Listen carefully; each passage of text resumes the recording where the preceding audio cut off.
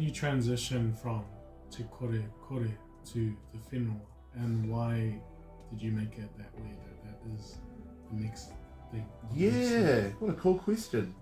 So when I designed Te Ao Marama, it was acknowledging that we have chaos, right? So, and we all have different forms of chaos. So say, for example, the chaos that we have in our own personal lives might be different to, I don't know, work or with our friends. So there's multiple forms of Te Ao Marama or different, natural environments that exist. And then we've got that Te Kore, which is the opportunity. So once we figure out those bits, so what is it that we can do to support people? What is it that we're, addressing? Then the environment, which is pretty key, is about what does that space look like for you as, say, a support person or a practitioner, to create a safe environment for those people to engage in.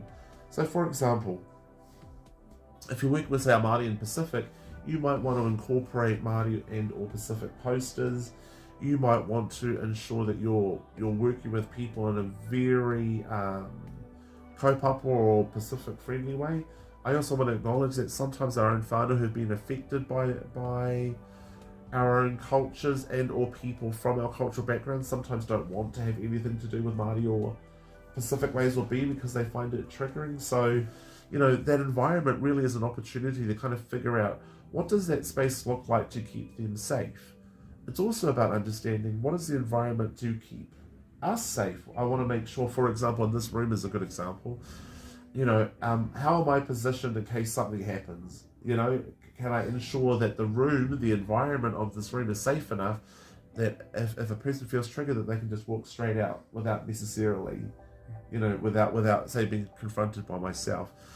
I'm also positioned near the door as well, just in case. Sometimes people might get angry, not at me personally, but figuring out that they're being triggered by something. So it's important that I'm also thinking about my own safety and well-being.